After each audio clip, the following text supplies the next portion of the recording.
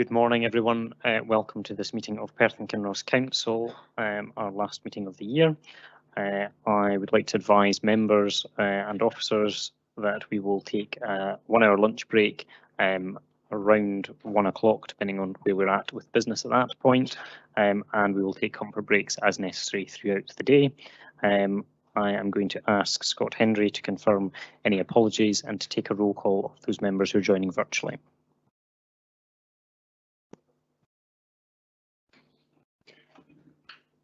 Thank you, Provost. Good morning, everyone. We haven't received no formal apologies for today's meeting, and unless there are any apologies to come from the floor. I think all members are present in the chambers other than, in terms of those that are online, I think we have possibly Bailey Williamson. Yeah, present. Thank you. And Bailey Brock. Present. Councillor Reid. Present.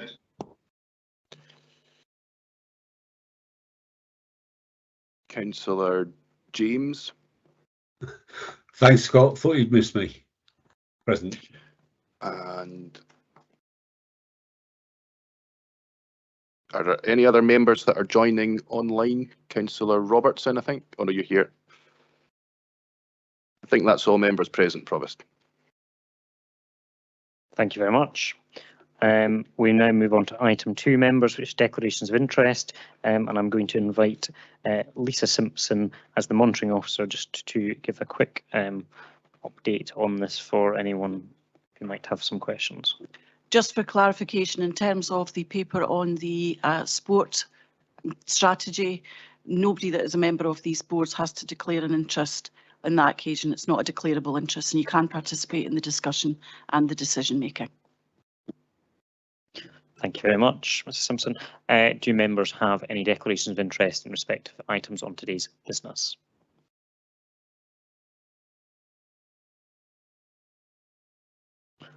No. Okay. Members, we have received requests for 2 deputations, one from Katie McCandless-Thomas from Missing Pets Perthshire and one from Angie Ferguson from Perth Autism Support in relation to item 4.3, alternative methods of celebration. I would like to ask if the council is content to hear those deputations, and if they are content to hear those deputations, I would also like to ask if members are content to reorder business so that we can hear that item as the first of the 3 motions, given the deputies are here. Are members agreed to hear those? Thank you. And are we agreed to reorder business so that it can come first? Thank you. Okay. Item 3, members, is the minutes of the previous meetings. Can we approve the minute of the previous meeting of the council of the 9th of November 2022? Thank you. Members, item 4.3 then is alternative methods of celebration, and I would like to invite Katie McCandless-Thomas from Missing Pets Perthshire and Angie Ferguson from Perth Autism Support. They have 10 minutes each. We've got, due to the microphone issue, the camera issue we have in the chamber today, we have a chair at the back here for you that will allow you to be seen on the camera as well. So if you would like to come forward, we will hear the first deputy from Katie McCandless-Thomas.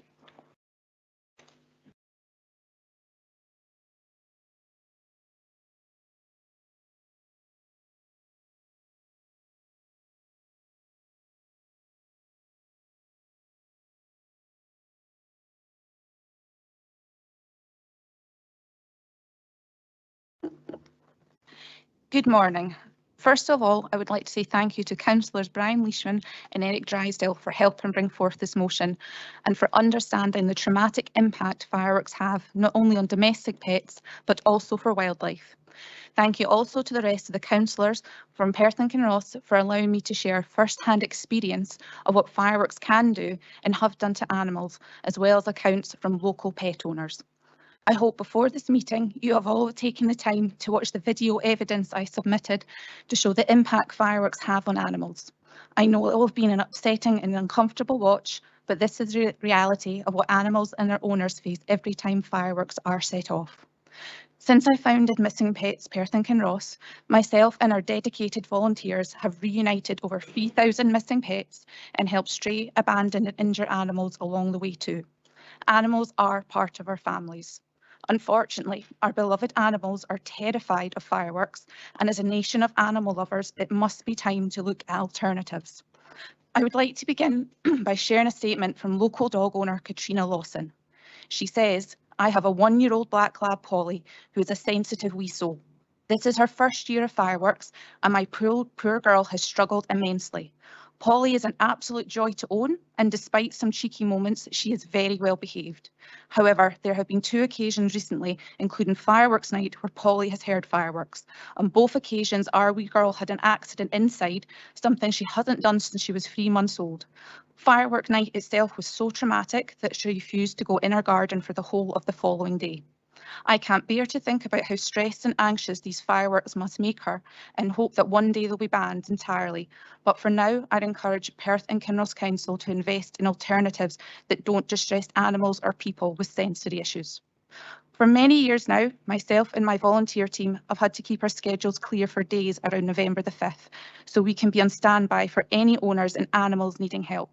For any missing pet team in the UK, the week surrounding November the 5th can only be described as hell. On a search, a lost dog will normally return to the missing point or their owner's car or home, but the decibels or fireworks can completely disorientate them and make them more fearful, which makes a safe capture even more difficult. On the night of November the 5th especially, my phone did not stop. I was called about 6 dogs needing help, one of which was just outside the city centre. By the time we had him safe, he was terrified and trembling in my arms by the explosions going off overhead. Unfortunately, not all animals are as fortunate as the ones we've been able to rescue. In November this year in Leicestershire, Derry, a 12-year-old rescue dog, died after being scared to death by firework display on bonfire night. The noise of fireworks brought on a fit caused by stress. Derry then lost control of his bodily functions, urinated and defecated and was unable to move. Derry was rushed to the emergency vet where it was confirmed he had a heart rate of 190, a high temperature and had suffered internal bleeding as a result of the fit. Derry's owners had to make the heartbreaking decision to let Derry pass peacefully. The vets concluded that Derry was scared by the noise of fireworks and it drove him over the edge. On October the 31st, 21, 18-month-old dog Ollie died of a massive heart attack during a large firework display by his home in County Down. The intensity of the fireworks brought on a seizure, and just over an hour after Ollie had happily playing with his ball, he took his last breath in his owner's arms. If it wasn't for fireworks, these dogs and thousands of other animals would still be alive. But sadly, it's not just dogs, it's also cats and other animals. The following statement is from local cat owner Carol Geddes. "Our rescue cat Tilly gets severely traumatised by fireworks. The second she hears the first bang, she dives behind the sofa, shakes and is urinated. She is that scared. When people think of fireworks and the distress they cause animals, dogs and cats tend to be the main focus. However, livestock can also be badly affected by the noise, especially horses. In November 20 in Cheshire, Flashy the horse bolted in fright due to fireworks and broke her back. Her heartbroken owner held Flashy in her arms for an hour while waiting on a vet to put her to sleep. In November 19, a horse called Harry was found impaled on a fence after being spooked by fireworks in Flintshire. Horse owner Linz Dundas has sent me the following statement of her experience of living local to Perth and what it's like dealing with fireworks. "I have horses. Every year I have to move them away from the farm in Pitcairn Green to a more remote livery yard. We can see and hear fireworks in Perth and Scone. This costs me money plus time off work. Otherwise I have to deal with a half-ton of panicked animal either galloping flat out round a field or going berserk in an enclosed space. It is dangerous for them and me. Many pet owners have to take so many precautions to try and save their pet the trauma brought on by fireworks. It doesn't matter if it's a large organised display or a private one. You can't pre-warn animals that explosives will be going off overhead. Pet owners have had to resort to making safe spaces such as dens, using thunder shirts, covering their pets' ears and bringing small animals inside and playing calming music. Some owners have had to go even further than this and have no option but to obtain medication from the vets and to sedate their animals. A study by Guide Dogs UK in 2019 asked owners what their dogs were most fearful of. 42% of dog owners said fireworks, with 35% responding it was sudden noises. It is no surprise that fireworks received such a large proportion of the vote, as the long-term effects can lead to dogs becoming fearful of sudden noises and becoming reactive to other dogs. Many owners within our community have had to work incredibly hard after bonfire night this year to help their pets overcome sudden new fears, but sadly the firework display at the Christmas light switch on undid all of this progress. These displays also have a big impact on our wildlife. While pet owners can take some steps to try and protect their animals from fireworks, it is much harder to protect wildlife from a display taking place in their habitat. The noise of fireworks can cause birds to have a high irregular heart rate and some can be scared to death. A high degree of stress in birds experienced by fireworks may also cause them to abandon where they nest, sometimes permanently. Because of this, the RSPB has asked organisers of fireworks displays to avoid launching rockets near to sensitive wildlife areas. With this in mind, I cannot understand why Perth and Kinross Council would move the location where fireworks are set off on November the 5th from the lesser South Inch to an area only a short distance from the South Inch Duck Pond and hold the fireworks display for the Christmas light switch on at Norrie Miller Walk on the River Tay. Both of these areas are teeming with wildlife. Perth and Kinross is supposed to pride itself on the abundance of wildlife that we have surrounding our beautiful county. On the banks of the River Tay, wildlife such as beavers, otters and even seals can be seen. Birds such as swans, kingfishers, ducks and even birds of prey nest and hunt on this exact section of river where fireworks were ignited, and the South Inch Duck Pond was made into a mini wildlife haven to encourage birds and other wildlife to make it their home. Not only is the noise harmful to these animals, spectators at the Christmas light switch on also reported seeing bits of firework debris in the River Tay following the display. Pet owners have also reported hearing the fireworks from these displays as far as Scone, Letham, Oakbank and Tulloch. With this in mind, it absolutely baffles me and countless others why these locations were picked for such large displays. For many years, people have tried to speak out about fireworks and the effect not only they have on animals, but also for people with sensory issues, people with autism, people with PTSD, and those who have even experienced war.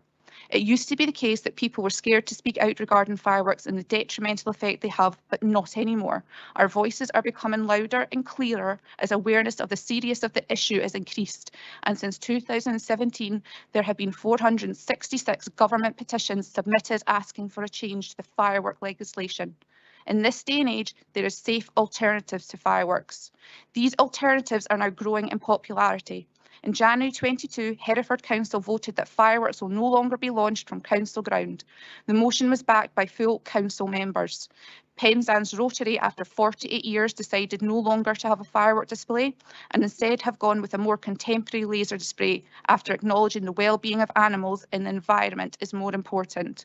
They have been quoted as saying, "We love fireworks, but we love animals and the environment more." I have one last statement from local lifelong dog owner Heather Golding. Heather said, "I am nearly 70 now and have never forgotten as a child of about 10, our beautiful, gentle, rough-haired collie died having a fit in the night of November the 5th due to stress caused by fireworks." There is so much evidence from countless pet owners, missing pet organisations and animal welfare charities about the detrimental effect fireworks have on thousands of animals every year, along with the long-term effects. Isn't it time for Perth and Kinross Council to also make a stand for animal and human welfare and look at safer and more environmentally friendly alternatives? If others can, then why can't we? From the bottom of my heart, as someone who's been asked to speak on behalf of animal lovers, I'm urging councillors to vote on stopping the use of fireworks at future displays. Shouldn't we be an example to the other 31 local authorities in Scotland?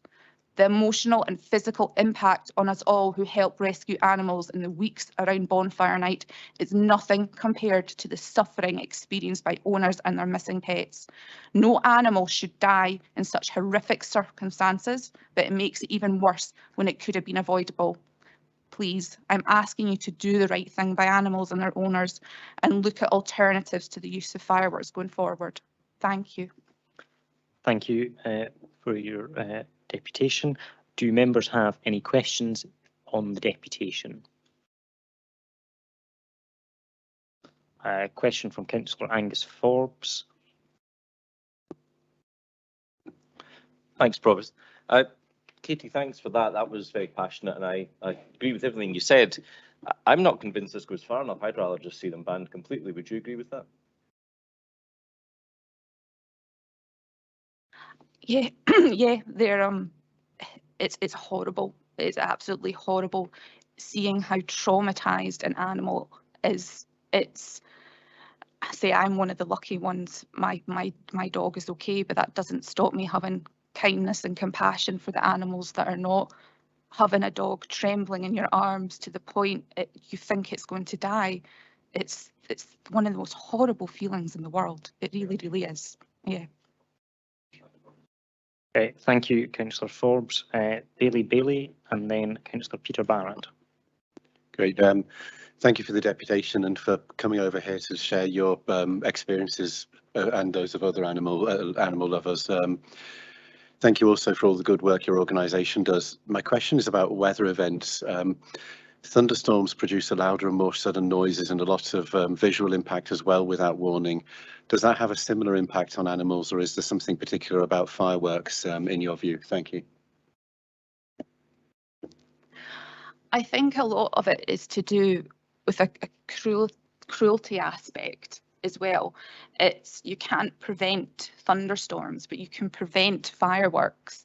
And fireworks, you know, they can last, obviously a large display can last maybe 15 minutes. If it's fireworks night, it can last, obviously it could last longer.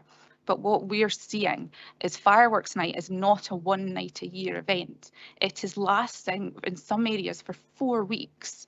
You do not get thunderstorms that last for 4 weeks continuously. And this is the issue. Dogs are not getting a chance to recover and get over their fears. It's a constant, repetitive, horrible cycle for them to try and recover from the trauma of fireworks. And it's causing lifelong damage and death. Councillor Peter Barrett. Thanks very much for your presentation, Katie. Banning things isn't something that sits easily with me, and I noticed that the RSPCA Bang Out of Order campaign only calls for a reduction in the noise level of fireworks from 120 decibels to 90 decibels, as well as encouraging the use of low noise and silent fireworks. I just wondered if you could explain why you think that those measures are insufficient to deal with the problem, or perhaps the powers that councils have with regard to designating no firework areas. A lot of the larger charities have felt that they've had to take a middle ground to try and keep the peace, where it's not saying an outright ban. They've tried to look at alternatives, and it has been for many years because they've tried to keep the peace because there's been such a backlash about the thought of banning them completely. But things have changed dramatically, especially over the past couple of years. People have been so scared to voice their opinions that there should be a ban on them, because people have just been horrible in return for people that are only wanting to think of the welfare of not just animals but others. And the silent fireworks, they're not silent. There's a massive misconception about it. They're just as loud. They're only a tiny, tiny bit quieter. And they're still above a level which is hugely traumatic to dogs. You've got to remember, a dog's hearing is 4 times as sensitive as ours. A cat's is even more sensitive. So to say silent fireworks, as you say, it's a massive misleading statement because there's nothing silent about them. Okay, thank you. I have a question from Councillor Bob Braun. Thank you, Provost, and thank you for your a moving deputation, if I may say, as well, and for the video you sent yesterday. What I was going to ask you, obviously you want an alternative, but what sort of alternative would you suggest then? Obviously silent fireworks is something that comes to mind, but you said that's not adequate. So what would be your suggestion as an alternative to, obviously people enjoy the sites, obviously? Some councils have now looked into doing like a light show. So there's a light show, you can still have the music. Like there's and it's far more safer, and it means that animals are not going to die They're not going to be traumatized. And then you've got people who do have, you know, like sensory issues. Like a friend of mine, she's got epilepsy and she's also got Tourette's. She can't enjoy this. It's the sounds for her that trigger it. It's the loud bangs. But you know, it's the laser light shows are the way forward, in my opinion. They still have such a beautiful dramatic effect. You can still have the music to go with it without all the devastation and death that comes alongside it. The Deputy Provost next, please. Thanks, Provost. Yeah, sorry. Thank you, Provost. Can I ask what evidence you might have for the percentage of animals that are impacted by fireworks? I've lived in houses with cats for most of my life, and I have to say I recognise that certainly there's, you know, dogs are affected. No cat that I've ever owned has visibly been impacted by fireworks at all. In fact, the one I have at the moment is actually sits and watches them. Thanks.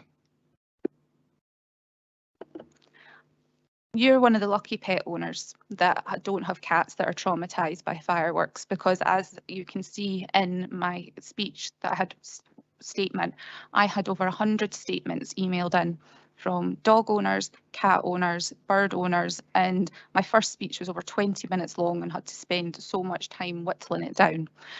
There isn't an exact numbers per se on how many animals have died, because there hasn't been a collective registrar as such, but this year I think it's the Dogs Trust, they are trying to do an in-depth survey of how the proper long-term traumatic effects and trying to gather evidence of pets that have died.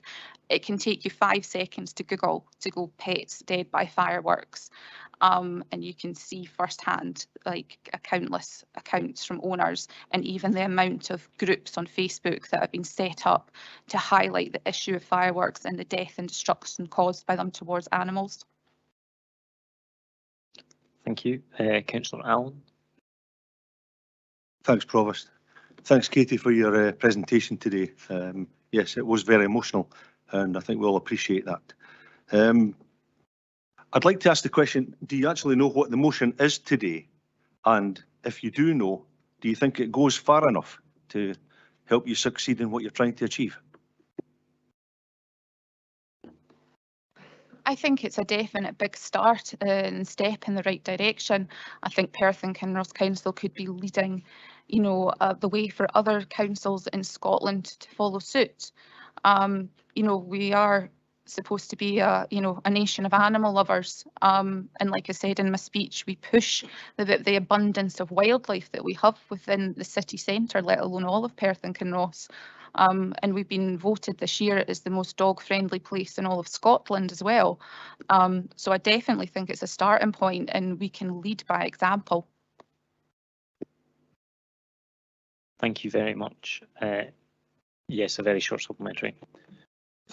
Thanks for that answer. What I'm trying to get to really is, my understanding is we're talking about 3 council events here, and you're suggesting that Bonfire Night lasts over a month. So we can lead by example, but what effect do you actually think it's going to have overall? Thank you. Well, for starters, on the wildlife aspect, you had the display that right this year next to the South Inch Duck Pond. For on that aspect, you're not going to be traumatising the swans, the ducks, all the other animals that call it their home. And like I've just explained, it's definitely leading by example. We've got to make a stand. You can't just because others are not abiding by stuff, we go, oh, we don't do it either. You know, there's other councils that have been brave enough to stand up and make a change, and I don't see why we can't, as an animal loving community, do the same. Thank you very much. I don't have any further questions from councillors. Thank you very much for your deputation today. I appreciate it. It's not an easy thing, so thank you very much. I'd like to call forward the next deputation, which is from Angie Ferguson from Perth Autism Support, please.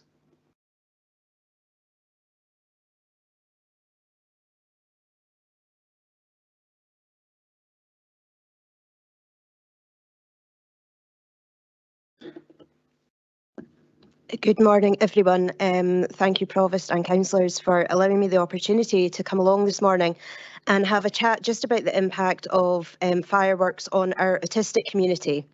So I am the Chief Executive of an organisation called Perth Autism Support. We currently support over 1,200 young people and have over 1,200 children and young people across Perth and Kinross registered for our services. Autistic individuals experience the world very differently to neurotypical people. And the main areas of difference include communication, different ways of processing information, managing emotional regulation and anxiety, and of course, probably the well-known one of sensory differences.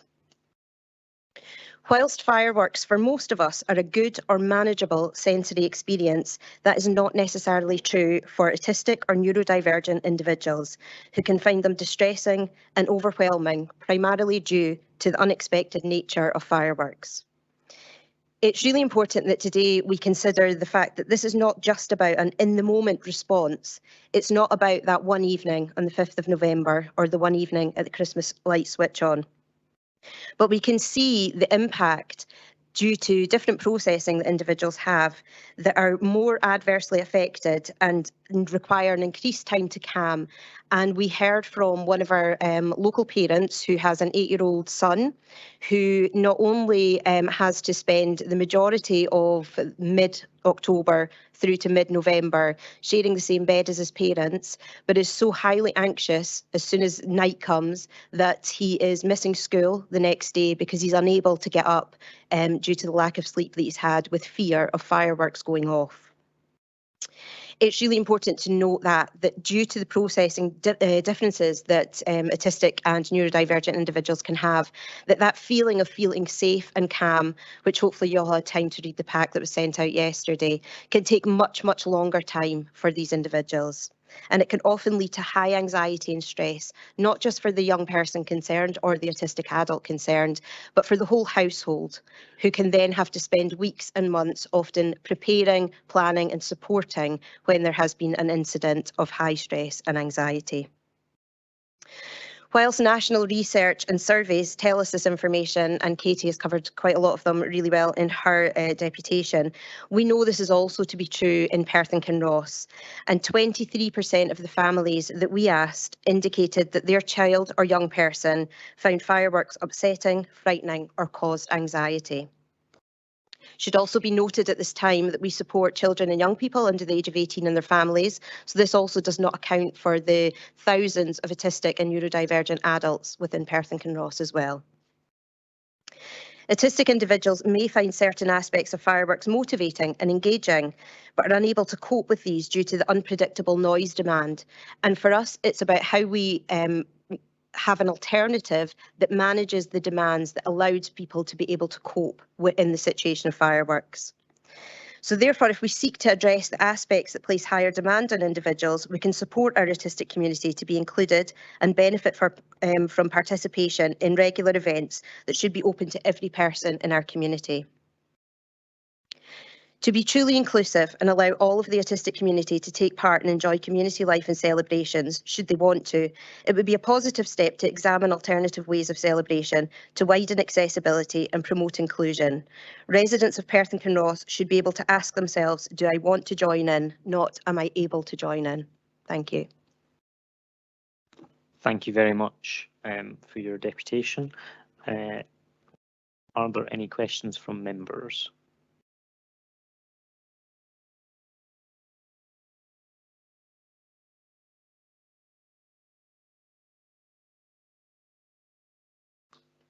Question from Councillor Kugali. Thank you very much for that. It was very informative. On the fifth slide of that pack that we were all sent, it talks about the data and the 23% and the 24%. I would just like to know what else kind of came out of that. Were there more options, or was it just a yes no? And if there were different types of fireworks potentially, different types of displays, were they part of that as well? So there was an option. 17% said that their child or young person had no effect and wasn't affected by fireworks. And we would expect that because just like us, autistic individuals have their likes and preferences, and some will be more affected by sensory differences than others and the other demands that are put on them. We also asked a fourth question about alternative and would individuals be interested in attending if there was an alternative, to which 67% said yes to that. So I think probably the two pertinent ones for me were actually, it's not about the many but the few, and thinking about actually to be truly inclusive as an area and as a local authority. It's really about thinking about that 23% that aren't able to, 24% that aren't able to attend events, and the 23% who are actually significantly affected.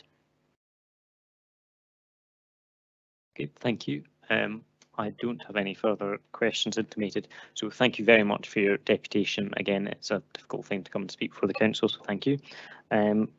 Members, I will now invite Councillor Leishman to move his motion.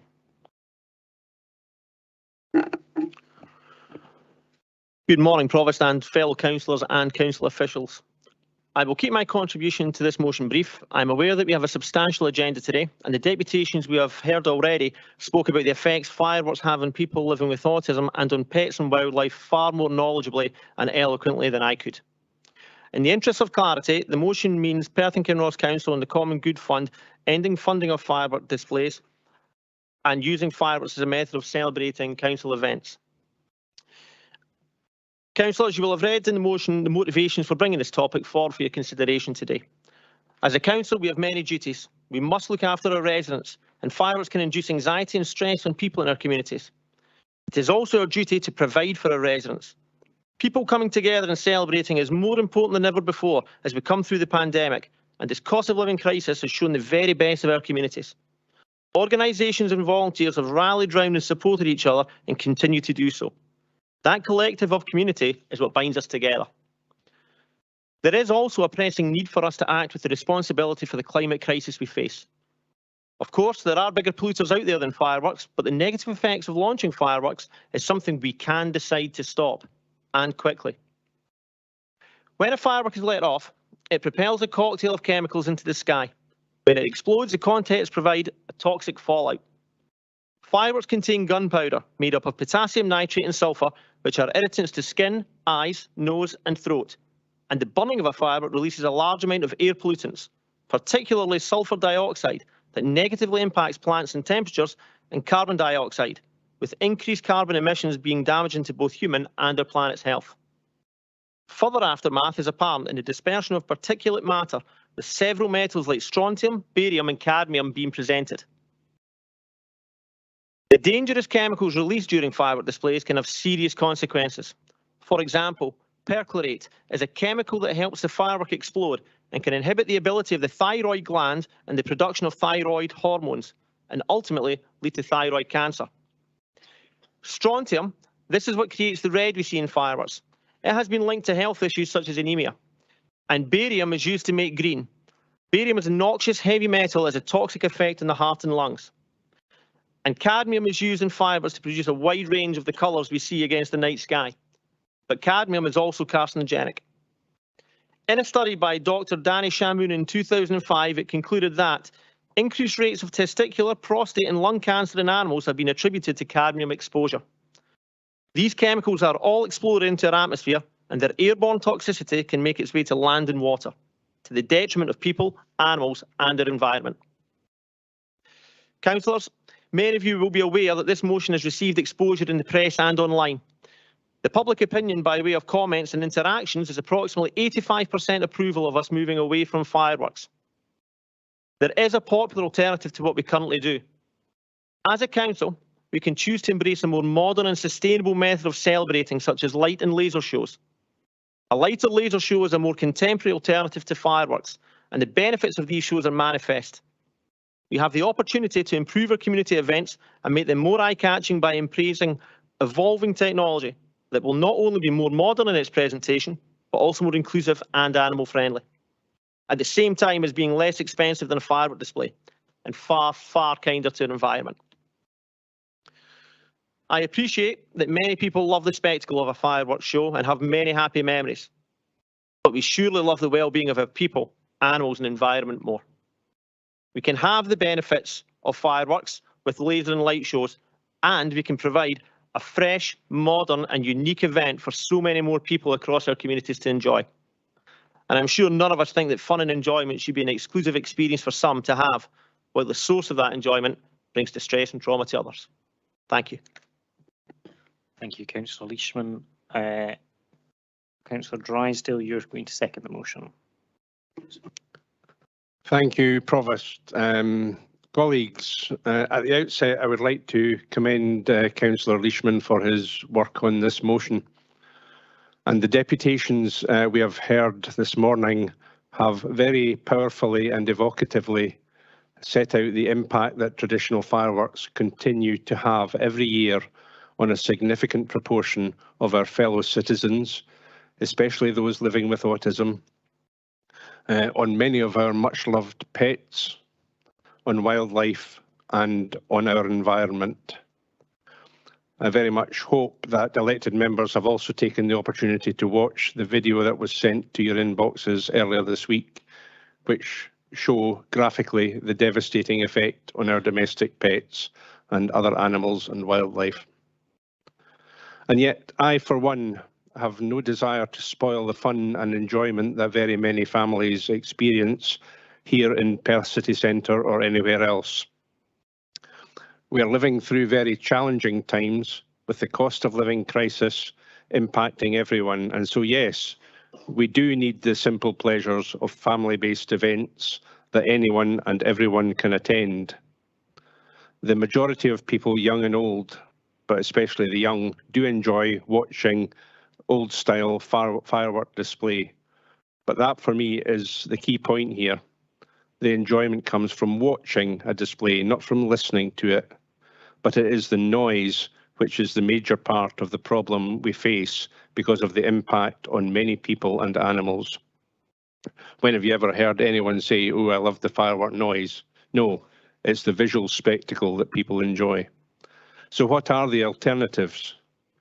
Well, happily in this day and age, there are indeed different, better, cleaner, greener, healthier options for a spectacular light-based event that will thrill and entertain our families.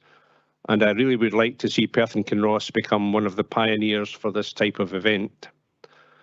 Firstly, there are options for our events team to consider as part of the solution, including low noise fireworks, pet-friendly alternatives, and eco-friendly fireworks burning nitrogen-based fuel. Such displays can be supported by equally spectacular musical accompaniment, and the combination would make for a memorable event. However, the real game changer for me is laser light displays, such as we have seen at other locations around the UK. Remember the stunning light-based show at Buckingham Palace on the occasion of the late Queen's Platinum Jubilee last summer. And think of the tremendous visual displays at Edinburgh Castle and other iconic locations in recent times. Here in Perth and Kinross, we are blessed with our own scenic backdrops, the river itself, the bridges and Canoe Hill. I can visualise equally stunning displays right here in this city, which will capture the imagination and will make celebration events even better than those traditional displays we have all seen through the years. I am sure our events team would be up to the challenge of creating a truly memorable spectacle involving all of this here, literally on our doorstep, for this and future generations. And people living with autism and our precious pets will not have to suffer unnecessary trauma. But colleagues, I wanted to go further today, and this is key for me, to address the problems associated with firework abuse. Last month, notably in other cities, we saw disgraceful examples of the misuse of fireworks by groups of individuals. These caused fear and alarm, not just for vulnerable people and animals, but for every law-abiding citizen. Thankfully, the Scottish Government has, I must say with cross-party support, enacted new legislation, the Fireworks and Pyrotechnic Articles Scotland Act 2022, that will, once it comes into force, help prevent, deter and/or punish antisocial behaviour by these people who would risk lives and serious injury by abusing fireworks and pyros. Local authorities, along with Police Scotland, will have a role to play in enforcing these regulations when they come into force towards the end of 2023. So watch this space in the period ahead, as I will return and seek Council support for a tough enforcement regime locally. In the meantime, today I am delighted to second this motion today, and I call upon other event organisers across Perth and Kinross to follow our lead. I earnestly hope that Council will support us on this motion. Thank you. Thank you very much, Councillor Drysdale. I have a number of points of clarifications from men. Councillor Tom McEwen, you have a point of clarification. Thank you, Provost. In his opening statement, Councillor Leishman mentioned the Perth Common Good. I'd like clarity on whether this council has the authority to demand anything of the Perth Common Good, whether we have anything in that place. And also point 3 of what the council is asked to do within the motion. I do not understand what it is asking the council to do.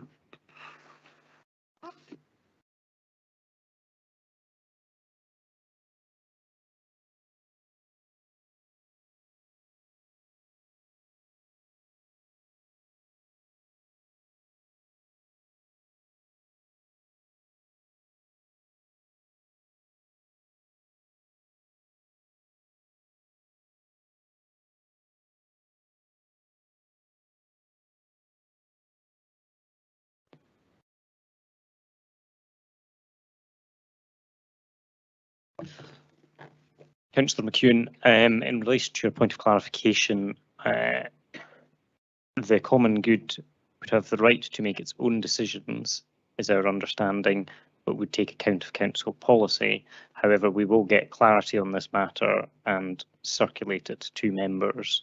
If that's the position from the top table, if Councillor Leishman has investigated it further, I'll invite him to intimate that.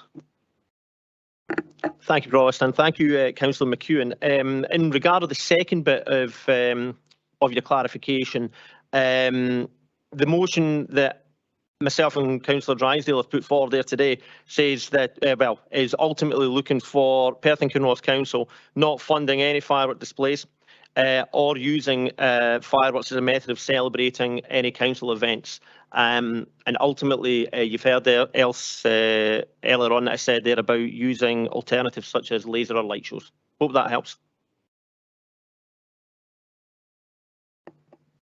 Okay. Provost, my understanding that isn't what the motion says. If you have a further point of clarification, I'll take that. Otherwise, it's a comment, in which case I'll take the comment when it comes. Okay. Okay, thank you. Councillor Peter Barrett, you have a point of clarification. Thanks, Provost, although I noticed that Councillor Forbes had actually come in before me, but with maybe not the right terminology, so I'm happy for him to go. Thank you very kind of you, Councillor. Councillor Forbes, please do come in. Thanks, Provost. I have a feeling we're all going to be asking the same question. I think it comes back to what are we actually being asked to do here. I find this motion, whilst I support the principle of it 100%, I'd like to go further. I just don't actually know what it's asking us to do. I'm not clear that we can't actually do it as a council. And I wonder if the mover and the seconder, I'm sorry, I might be sneaking in a question under the radar here, but I wonder if the mover and the seconder would be willing to withdraw it, get around the table with a representative from every political group and try and put together something that we all actually understand, which is doable within the rules of the council and that we can all get behind. Okay, that did end up being a question, certainly there, Councillor Forbes. I think in terms of what the council is being asked to do, obviously that is at the bottom of the motion. However, I will invite Councillor Leishman to comment on your question stroke point of clarification, which we will say was a point of clarification. Councillor Leishman. Thanks, Provost, and thank you, Councillor Forbes. In regard of withdrawing the motion, in short, no. I believe that the motion that that's been circulated out there and been run by our legal department was clear enough, but if in your interpretation it's not, I can only apologise for that. Again, just to reiterate for the third time now, so that all members are aware, today's proposal is basically Perth and Kinross Council ending funding of firework displays and using fireworks as a method of celebrating our events.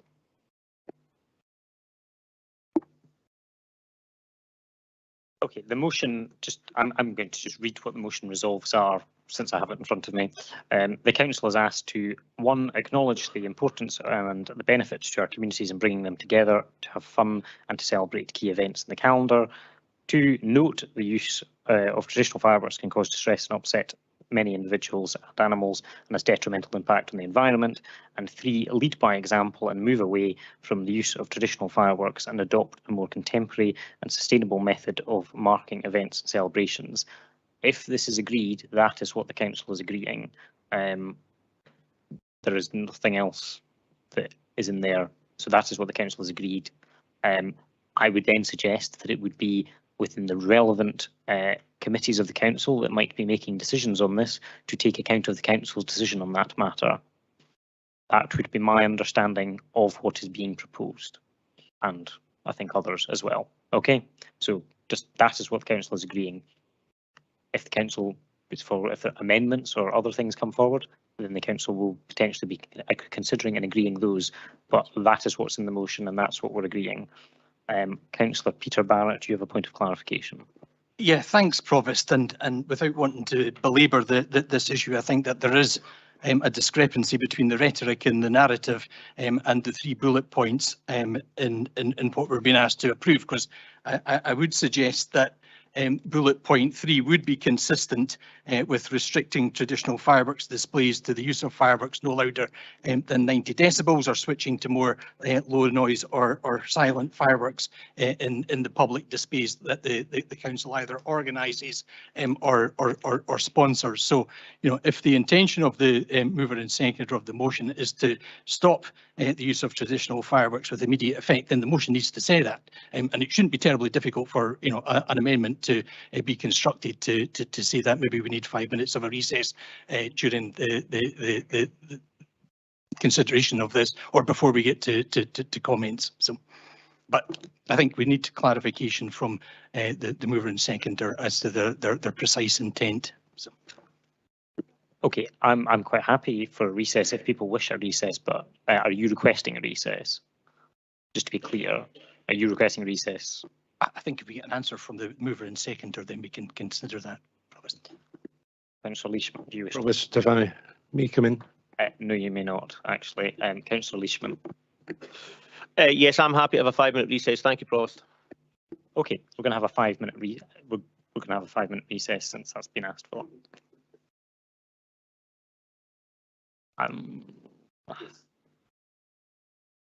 Well, I would suggest that the people with points of clarification might want to go to huddle round with the recess and shorten the process, but okay. Councillor Cogali, and then with his point of clarification, and then Councillor Collins Stewart. This probably could have been sorted out in the recess, but I would appreciate a definition of what a traditional firework actually is, because there's been a lot of chat about all fireworks, and then it specifies traditional firework. You know, a definition, I don't know whether it would have to be embedded in the motion, would be appreciated. Councillor Leishman, do you wish to comment on that? Thanks very much, Councillor Cogali.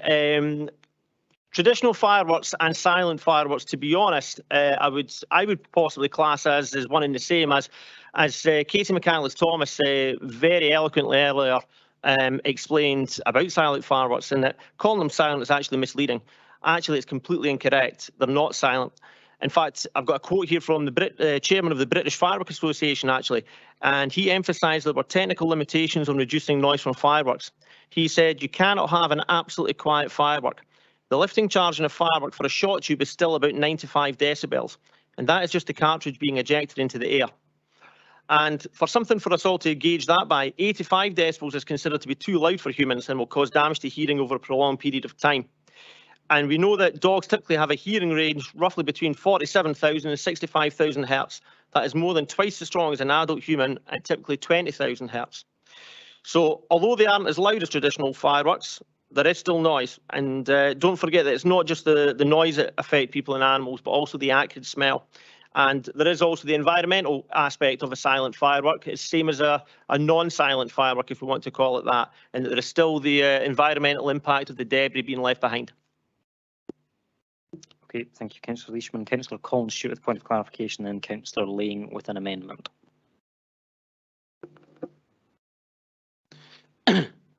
Thank you, Provost. I think after Ms. McCandless-Thomas, or as she was winding up, Executive Director Renton pointed out in the Microsoft Teams chat that the bonfire night display, I think referencing the one on the South Inch, is not a council organised event. And I asked, do we need to give permission for it to be held on the South Inch? And the answer to that was yes. What I'm wondering is if we could seek guidance on whether the effect of the third bullet point in the motion would be, regardless of whether council committees had to consider a matter, officers, when giving permission for the use of council ground, would have to give effect to this and therefore not give permission to community groups, for example, or clubs organising a fireworks display.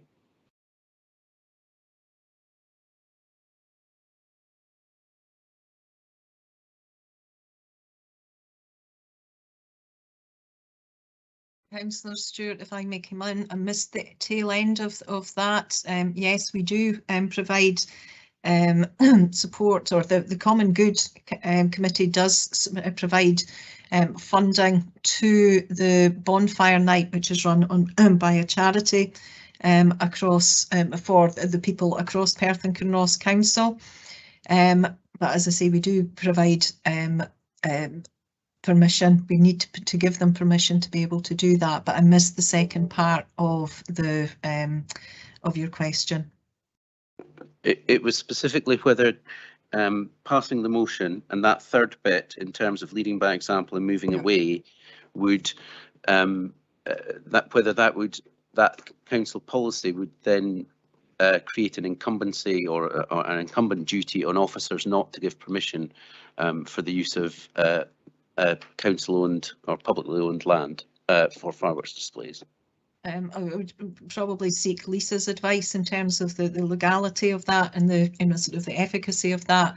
But my understanding that if the council said that based on that if sort of there was an agreement that fireworks would not be used, then that would imply that there could not be any displays on any council land, which would then take out other local firework displays, because I know that there are others in some of the towns across Perth and Kinross that will be on council owned land.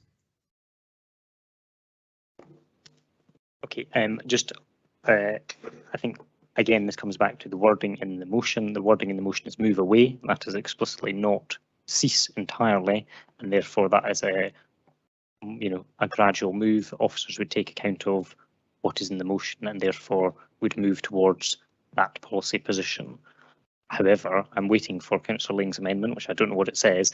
I imagine it may well say some bit more concrete items of some description, one way or the other. One way or the other, I don't know yet. But Councillor Lang, you've been waiting patiently with an amendment. Would you like to come in? Thanks. It's maybe not moving one way or another, but it's certainly a concrete proposal. As someone who's had rescue dogs, rescue cats, rescue chickens, and even a rescue turkey, I can appreciate the sentiments of the people who've deputation, and I welcome them. But policy made, as this seems to be today, and a decision seems to be made on the hoof with more questions than we've got answers moving forward. And my amendment is that we defer this. We're not coming up to an event that's going to be happening with fireworks. I've not made up my mind one way or the other of what is the best way, because I've got conflicting evidence in every way and I don't really know what I'm voting for. I do not think we should make a decision today. I think we should defer it. We should also consult with the public who we're here. We've heard one side of an argument. We've had nobody come here and speak in favour of continuing in the present vein. I think it's my proposal, and I hope I have a second, is that we defer this, we go away, we come back, with, as somebody proposed, sit around with all members from different political groups, listen to different views, and then come to a decision. Because I cannot make my mind up. I don't think I'll be the only one here who's confused with the whole process, and we're at 11:30. I think the decision has to be taken in a cool, understanding way, not policy on the hoof. Thank you.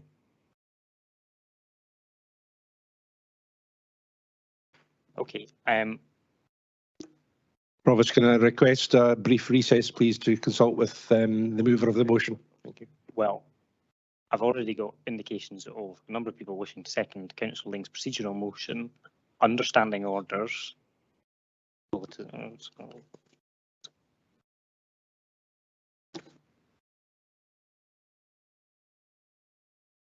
Just for clarity, there is a procedural motion for deferral. We would immediately have a seconder, and then we would go to a vote on that procedural motion. Or are you proposing it simply as an amendment that will arouse discussion to continue? Which is it? Because you sort of intimated that you wanted discussion to come to an end, and I was taking that as a procedural motion. Yeah. So what is it, please? No, it's to defer this whole motion to come back at a future date, because I do not think we're getting to a position where everybody understands what they're voting for, and it would be policy on the hoof, which is not the best way to make any policy decision. Section 17 of the standing orders around procedural motions is Councillor Ling's moved procedural motion to defer. I am going to take the first person who has proposed to second it, which is Councillor Tom McEwen. Yes, Provost. Thank you. Okay. Understanding order 17.3. We have a procedural motion. It's been moved. It's been seconded, and we're going to go to simple majority. Agree or disagree vote. So I'll call clerk to call the roll. So thank you, Provost. We're dealing with item 4.3 on the agenda, motion on alternative methods of celebration. We did have a motion moved and seconded. However, we now have a procedural motion from Councillors Lang and McEwen that we defer this item, as I understand, to the next meeting of Council in February. Is that right? Yes, February. So to defer to the next meeting on the 8th of February, the motion. So when I call out councillors' names, if they can confirm if they are voting for the motion, which is to defer, or against the motion. So if councillors could simply state for or against. Bailey Ahern. That was really confusing. Wording is the procedural motion. I actually understand what you're saying. Sorry, Provost, I'll clarify. So we have the procedural motion from Councillor Lang. So if you're voting for the motion, then you're voting to defer. If you're voting against the motion, then you're voting not to defer, and we continue with the discussion on the motion on the table. So if councillors can confirm if they're voting for the motion to defer or against the motion not to defer. Bailey Ahern. For. Councillor Allen. For the motion to defer, sorry.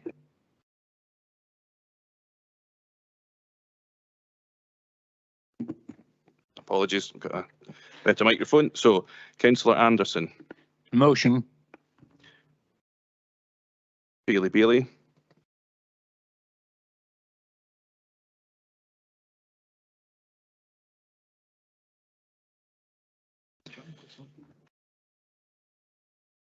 Councillor Liz Barrett. Motion. Councillor Peter Barrett. Against. Councillor Braun. Motion. Bailey Brock. Defer. Councillor Carr. Motion. Councillor Chan. Motion. Councillor Cuthbert. Against. Councillor Donaldson. For. Councillor Drysdale. Against. Councillor Duff. For deferral. Councillor Forbes. For deferral. Councillor Frampton. For. Councillor Freshwater. For. Councillor Harvey. Against. Councillor Illingworth. For. Councillor James. For deferral. Councillor Kigali. For. Councillor Laying. Motion. Councillor Leishman. Against. Councillor McPherson. For. Councillor Massey. For. Councillor McCall. For. Provost. Abstaining on the grounds I don't think it's the role of the chair to decide whether debate continues or not. Thank you, Provost. Councillor McEwen. For. Bailey McLaren. For deferral. Deputy Provost. Abstain. Councillor Rebeck. Against. Councillor Reid. For deferral. Councillor Robertson. For deferral. Councillor Shires. For deferral. Councillor Smith. For referral. Councillor Colin Stewart. Against deferral. Councillor Grant Stewart. Against. Councillor Waters. Against deferral. Councillor Welsh. Against deferral. And Bailey Williamson. Against deferral. Provost, we have 26 votes for deferral, 12 against deferral with 2 abstentions. So therefore this item of business is deferred to the next council meeting on the 8th of February.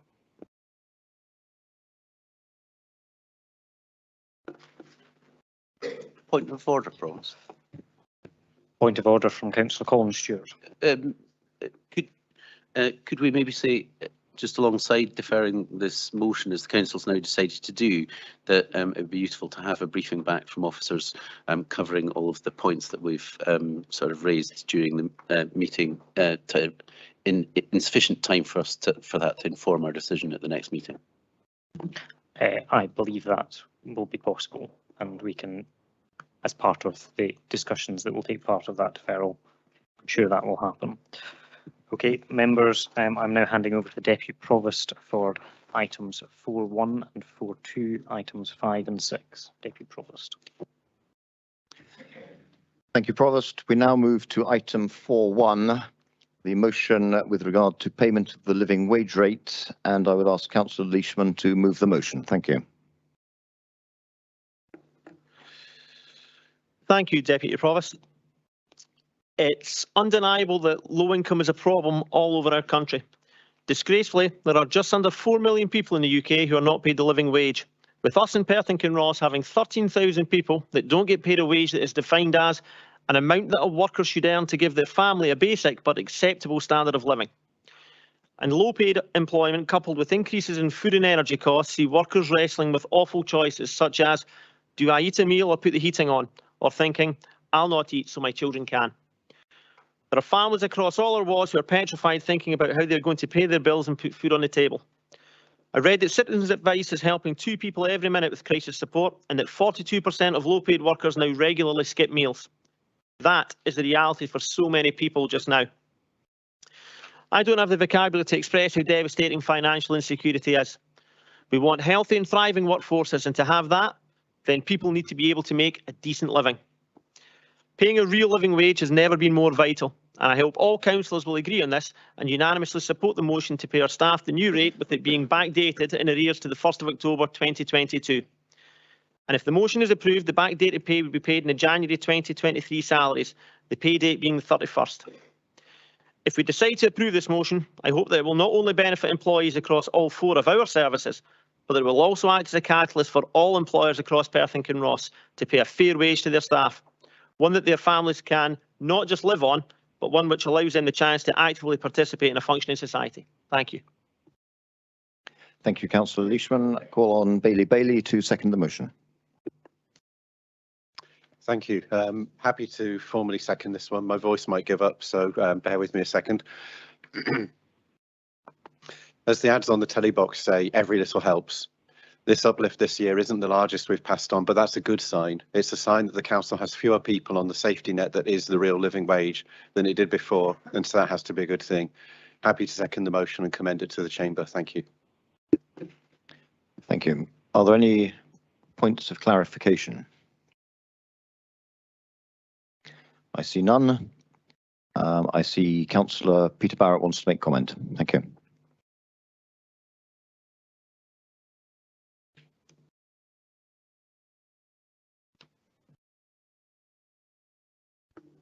Thank you. Deputy Provost, we have as a council an excellent reputation as a real living wage employer, and we have on numerous occasions considered identical motions regarding the date of payment of the annually uprated real living wage.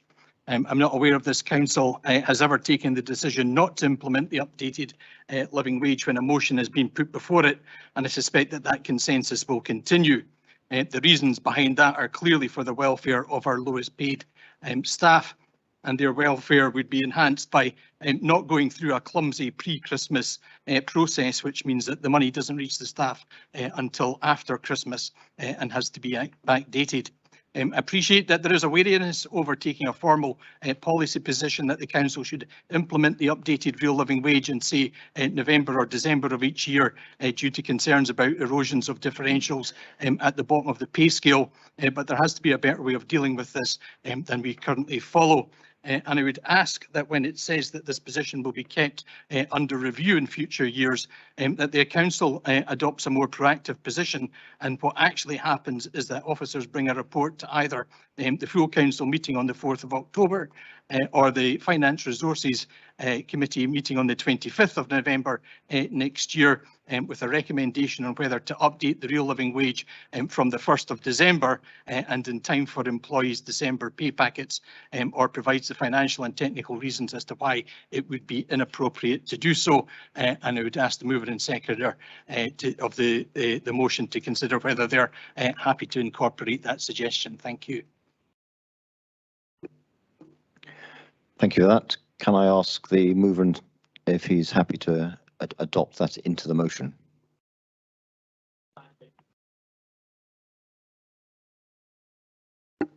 Thank you, Deputy Provost, and thank you to Councillor Barrett. We appreciate his sentiment for it. Happy to incorporate that and also allow officers time to decide when the right time to prepare that for our consideration as well. So happy to incorporate. Thank you. Councillor McKeown, you have comment too. Thank you, Vice. I'd just like to echo what's been said by the mover and seconder and by, I won't repeat what they have said, but what I'd like to add to this is that I think where the current living wage is set in itself is not a proportionate amount of money for anybody or a family to live on, with the cost of living sitting where it is. If we didn't have the inflation sitting caused by the Liz Truss government down in Westminster, then maybe the families in Perth and Kinross would be in a much better position. Thank you, Councillor McKeown. Councillor Stewart, I think, is correctly asking whether the seconder has to agree the adoption of the amendment into the motion. Bailey, are you so happy? I am very happy, thank you.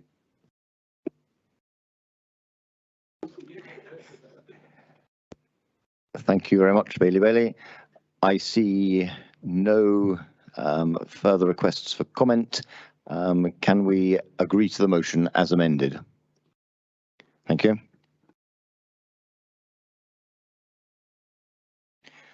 We now move to item 4.2 of business, a motion with regard to Lochleven, and I would ask Councillor Robertson to move this motion. Thank you, Deputy Provost.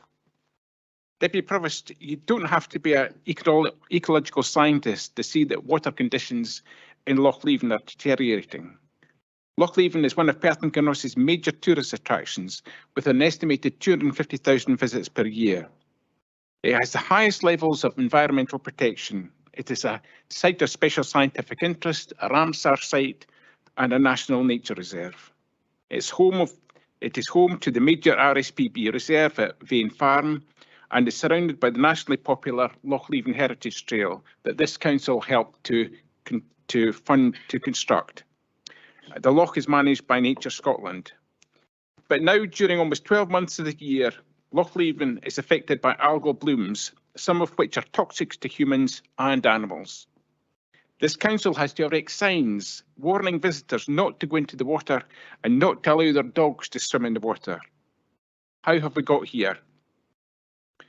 When Scottish Water are working well within their licence limits in soluble phosphorus that they discharge into Lochleven, which is currently 3 milligrams per litre. However, although I have concerns that these licence limits are too relaxed, I am much more concerned about the total amount of phosphorus that's been discharged into the loch. SEPA claim that the vast majority of phosphorus entering Lochleven comes from agriculture. This is in spite of the huge amount of work carried in the last 20 years to create buffer margins and the work done to stop erosion of river banks in the catchment. Despite all this being done, the problems with algal blooms in the loch is clearly getting worse. LDP2 has failed Kinrossshire. In the plan, the housing allocation for the loch's catchment was meant to be reduced by 10% because of the issues that I've highlighted here around Lochleven. But in actual fact, when it push came to shove, every housing site identified in LDP2 was given consent for far, far more houses than was originally allocated for the plan. This was in spite of objections from ward councillors, community councils and members of the public. So the 10% reduction in housing numbers was a nonsense and was allowed to be completely ignored. All these houses add to the sewage load. They feed into the combined sewage system which handles both household wastewater and road drainage. In periods of heavy rain, the Mill Authority and Kinross wastewater treatment plants are unable to cope with the volumes of floodwater and sewage, so Scottish Water are forced to divert the excess into Lochleven. This appears to be a fairly regular occurrence, although neither SEPA or Scottish Water appear to record when this happens, or the volumes involved, which is very odd given the protection levels which are meant to apply to the loch. All this adds to the amount of phosphorus entering Lochleven. As part of his honours project, a local scientist did his thesis on the water quality of Lochleven. Using data provided by Scottish Water, he found that in the last 12-year period, from 2020, local phosphorus increased by 46%.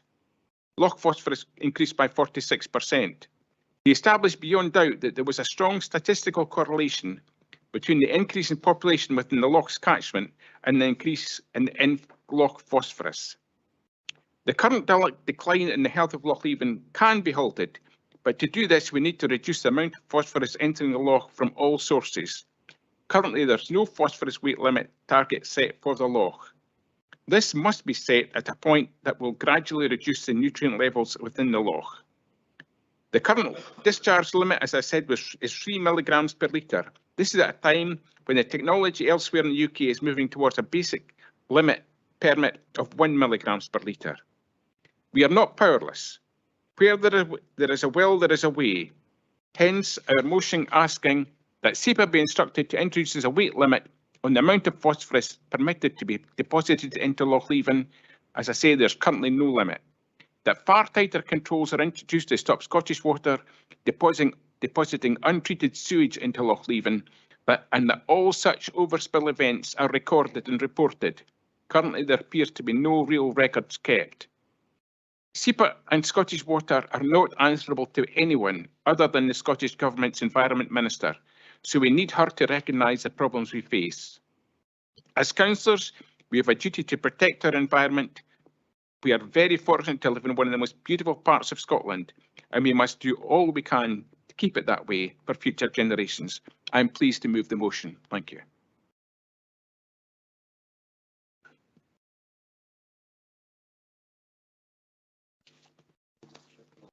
Sorry. Thank you, Councillor Robertson. I now call on Councillor Cuthbert to second the motion. Thank you, Deputy Provost. I'll keep this brief. I'm aware we've been here for an hour and a quarter already. Fundamentally, the issue here is that Loch Leven is a special place, but it's being treated as a normal watercourse by the powers that be. The quantity of effluent, if you want to term it that, being discharged into the loch by Scottish Water is not monitored, and there is no cap on it. Effectively, Loch Leven's being treated as if it's the sea or a normal watercourse, which it isn't. So what we're trying to do here is to ask that the government recognises the problem, introduces monitoring so we can evaluate how big the problem is, and actually sets a limit on how much can be discharged into the loch. No. Thank you, Councillor Cuthbert. Bailey McLaren, you have comment. Thank you, Deputy Provost. Over the past 15 years, agricultural practices have seen significant positive changes. Minimal tillage and the sowing of arable crops is practiced more frequently, reducing the ploughing of soil. Variable fertiliser spreading of growing crop due to the use of GPS. Fertiliser being spread where it is needed instead of a blanket application. Fertiliser use has reduced by a quarter as a result. The area around Loch Leven is within an NVZ nitrate vulnerable zone where the amount of nitrogen used and when applied is controlled. In addition, the land user is required to keep records of applications. Loch Leven is part of the Strathmore and Fife zone, which also covers a large area of Perthshire. The zone designations are reviewed every 5 years. Slurry application on land is also controlled. It is prohibited in frost or when the weather is wet or ground saturated to prevent runoff. The introduction of 6-metre buffer zones around Loch Leven brought a reduction in the presence of algae bloom in the loch. There are also rules in place for the management of phosphorus, which means that the runoff is minimal. The statement by SEPA that the main source of phosphorus presence in Loch Leven is due to agricultural practices is questionable. With this statement, there is an inference of mismanagement and is not substantiated by any current scientific evidence. It seems SEPA are content to pass the buck onto an industry they have no control over, an industry who adhere to the many strict rules and legislation surrounding its activity. However, Scottish Water are knowingly adding phosphorus into the Kinross water supply to mitigate the existing lead piping. Surely this is a contributory factor to the level of existing phosphorus levels of Loch Leven from wastewater. I support the motion brought to the committee today by my colleagues, Councillor Robertson and Cuthbert. Thank you. Now, Councillor Freshwater. Thank you very much, Deputy Provost, and can I thank Councillor Robertson for bringing forward this motion and for advance sight of the text and a chance to make some comments on it. As a fellow elected member of Kinross, I would second the comments made so far by my colleagues. The motion outlines in fair detail the environmental and tourism significance that Loch Leven plays, not just in Ward 8, but as a key asset of the whole of Perth and Kinross, and we've heard that comment made a number of times already. The number of specialist environmental designations the loch has are of particular note. Last month, I attended a meeting with SEPA, Scottish Water and others to discuss this issue. Whilst very informative, I was left wholly unsatisfied that anyone really has a grip of, or a proper understanding of the actual environmental impact that was being done by raw sewage flowing into Loch Leven. I do acknowledge and accept that when there is adverse rainfall, that tough decisions are made, and to avoid raw sewage backflowing into our homes, we need to divert it into the natural environment. I also accept that there are other causes of phosphorus enrichment in the loch, such as runoff from fields, and I would agree with the comments just made on that very issue.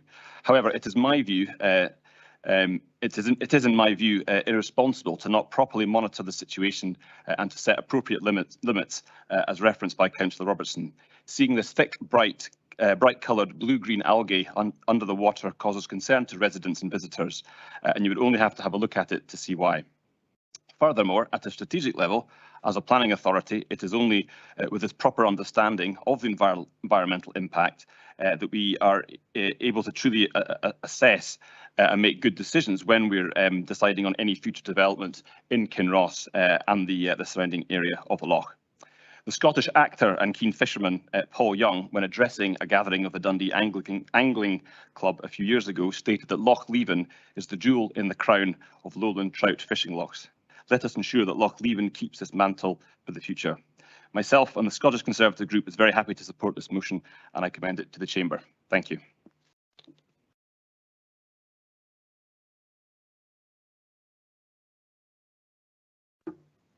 Thank you, Councillor Freshwater. Councillor McKeown.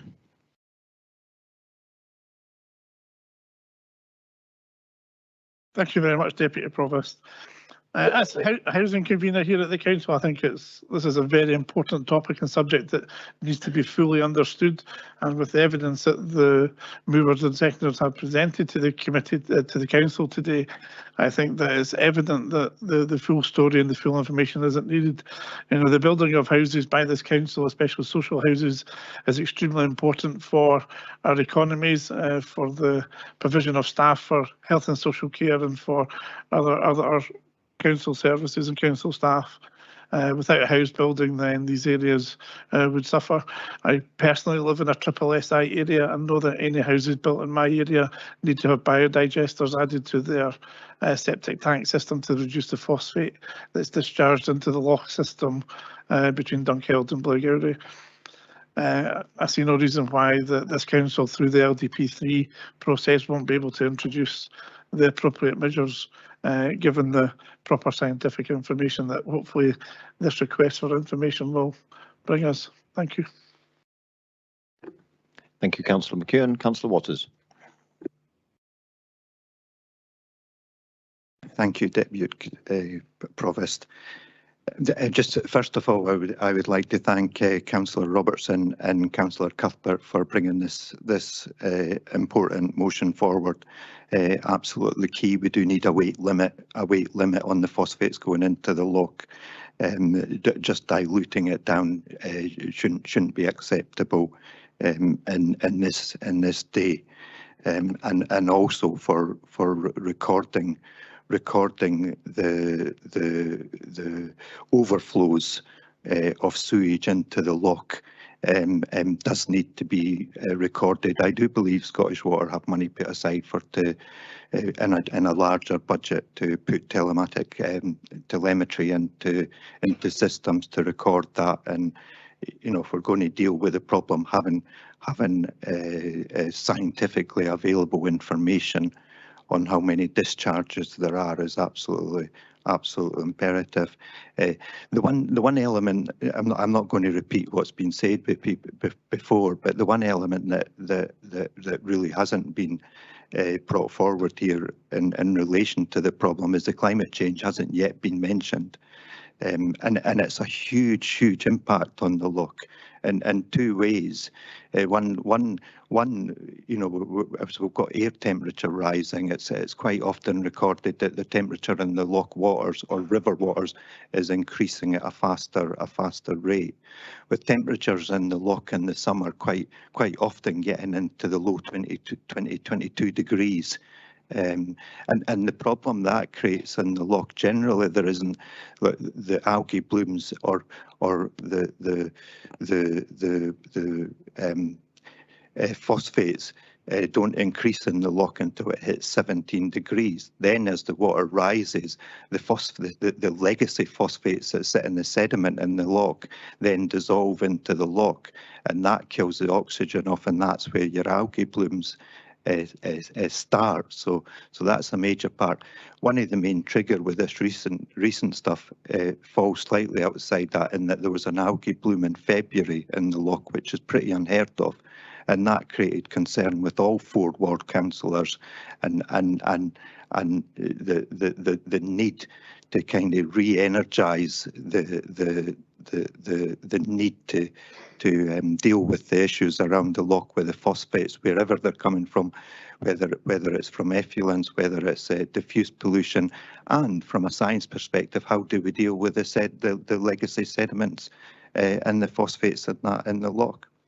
The second main part from the climate change is we are, and we all see it, you know, and most of our wards, probably all of our wards, we were seeing more frequent and more intense downpours.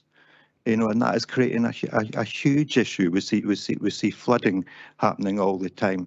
I've been dealing with one recently where somebody's house had effluents in it coming up from mixed drains. When we have these more extreme downpours and we have these antiquated drain systems that basically use shared with the sewerage, and with the large downpours that creates major environmental incidents where they're just going into the loch. I do believe I'm certainly more optimistic than my colleagues that meeting with SEPA, meeting with Scottish Water and the work that's already going on. SEPA are working with landowners and farmers over diffuse pollution to help find solutions to reduce that. Scottish Water are doing sewage flood risk assessments, and it's good to see that happening. But we need to step up a lot more. We need to get more regularly around the table, whether it's the council, whether it's SEPA, whether it's Scottish Water, sitting around the table, coming up with key action plans on how we reverse the ecological decline in nature around Loch Leven and restore the biodiversity. Thank you. Thank you, Councillor Waters. And now the Leader of the Council, Councillor Lelling. Thanks, Deputy Provost. I'd like to thank all the local members who've brought this to the attention of Council today. I think it shows the strength of we local government set up where elected members can bring, which is an important issue, a local issue to all our attention.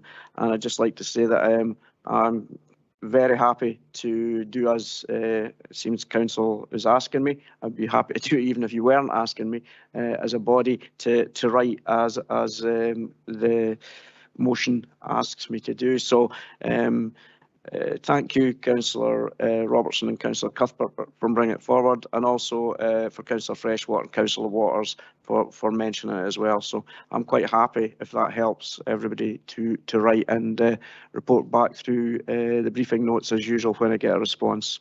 Thank you. Thank you, Councillor Lane. Councillor Colin Stewart has the last comment, I think. Thanks, Deputy Provost. In the previous council term, I only sat on the Planning and Development Management Committee on one occasion, I'm sure much to the relief of everybody involved. But there was an application before us at that time about increasing house numbers in Kinross, and it was above the LDP. And as I've said in this chamber on previous occasions, it's important for everybody involved in the planning process to have confidence in all of the entire planning process. And it's important for communities and residents. The limits on phosphate discharge into Loch Leven are there. They're there for a reason. They're in T-Plan, they're in the LDP, they're in the special policy about Loch Leven. I think it's unfortunate that we've had to come to the point where we can't control that through the planning process, and therefore we have to actually ask for it to be implemented through other measures with actually strict controls. Although, frankly, the second bullet point of what the Leader of the Council is being asked to write about here is astonishing, that there are no records kept of the overspilled events. I'm very happy to support having heard this at length and having heard planning deputations and discussions about it as well. Thank you very much, Councillor Stewart. I understand that in 2023 we'll be moving forward with a big conversation with regard to the next LDP, and so I think there'll be opportunity for this and many other similar items to be fully aired. For now, though, can we agree this motion?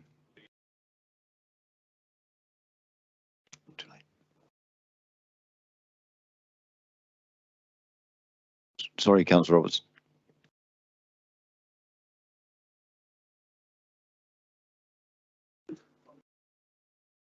If I may, in the interest of time, I think there's a lot of business to go through, and the motion is unanimously approved. Okay, say one thing. Okay, thank you. I think this shows. I'm grateful for all the contributions, but as a councillor, a single councillor, or even as a group of ward councillors, there's a limit to what we can do. So I, for one, am extremely grateful to the Perth and Kinross Council for supporting what we want to see happen. And that shows the power of us all working together. And I think that's a thing we should try and take forward into 2023 and let it be a New Year's resolution. Thank you. Thank you, Councillor Robertson. Having agreed the motion, we now move on to item 5, the outstanding business statement. Are there any questions with regard to item 5, the outstanding business statement? Councillor Forbes. Thanks, Provost. Just to ask if there is any progress with the issue, I think it's item 4, which affects the footpath in St Meadows, please. Can I ask Barbara Renton to come in on this one?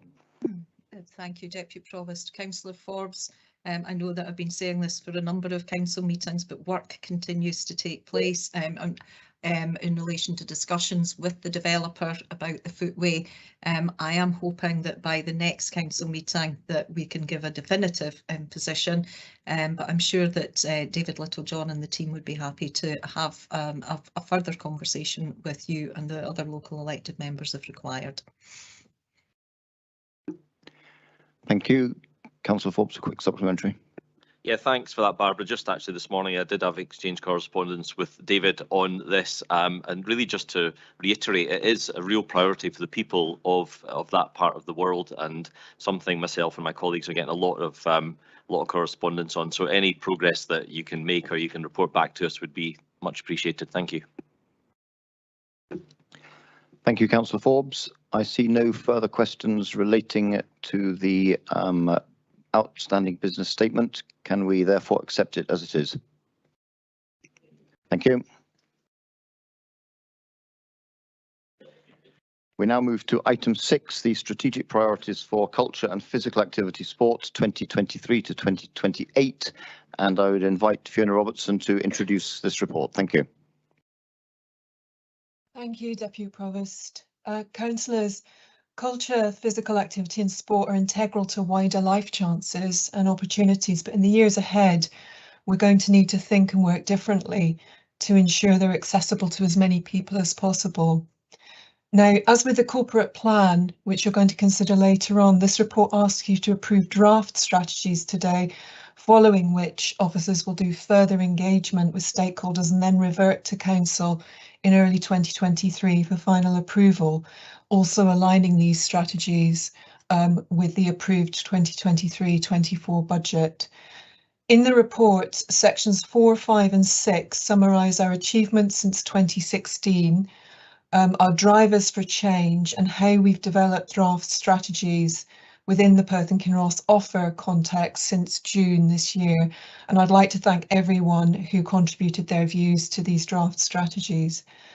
Section 7 of the report sets out the proposed new priorities, the monitoring arrangements and the recommended enablers to deliver the priorities for both strategies. These are important, councillors, and they're about how we work in more joined up ways and pool resources with a collective focus on audiences, customers and widening participation.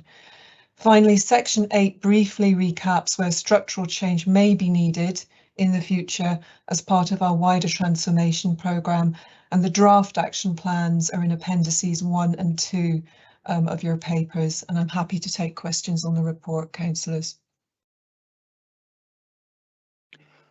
Thank you for that introduction. The first question is from Councillor Forbes. Thanks, Deputy Provost. Fiona, my question's on page 36 of the report, and in amongst the huge amount of detail in this report, I think this is the question for me. It says we must find new ways to bring people back to our cities and towns. That's the million-dollar question. I know we've got a new museum coming along, but is there a magic bullet answer to that perennial problem, which I'm sure every council across the whole of the country is grappling with at the moment? There is no magic. Thank you, Deputy Provost. There is no magic bullet, no, Councillor Forbes.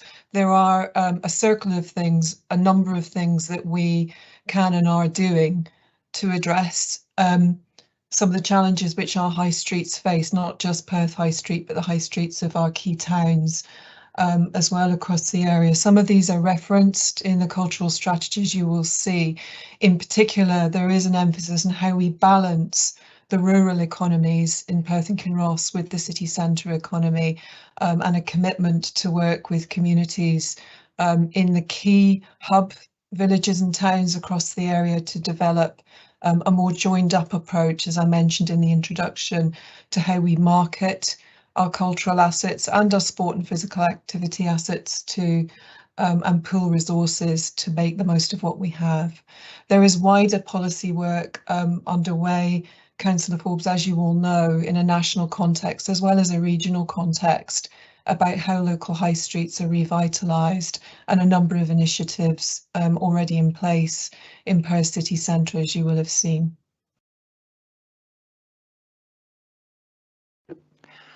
Thank you. Councillor Donaldson.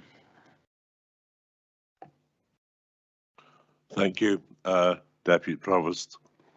Can I welcome the report and also the two appendices, the first relating to culture, the second to physical activity sport. It partly is to follow on from Councillor Forbes, but I want to ask, it's on the question of branding, of marketing, of how we communicate both to our own residents and also to the tourist sector and the variety of parties, our cultural assets. The agency that's involved, I think, is, at the moment, has carried out work with the Kelvin Hall, with Brodick Castle, a variety of other projects. Could I ask, though, Fiona Robertson, in terms of branding, along with Perth Museum and Perth Art Gallery, will the exercise also include Perth Concert Hall and Perth Theatre? And secondly, although the names are indeed Perth Museum and Perth Art Gallery, so on, that this is not just Perth-centric, Perth city-centric. I think the report really kind of does make out, but this is about Perth Shire and Kinross Shire, and it's representative of all areas in our communities. Thank you. Fiona Robertson. There are several parts to your question, so I will be brief, Councillor Donaldson. We're happy to pick up out with Council if you need more detail. First of all, on the branding work underway for Perth Museum, the remit of that work is to look at the brand and identity of Perth Museum, but very much within the context of the other city centre attractions.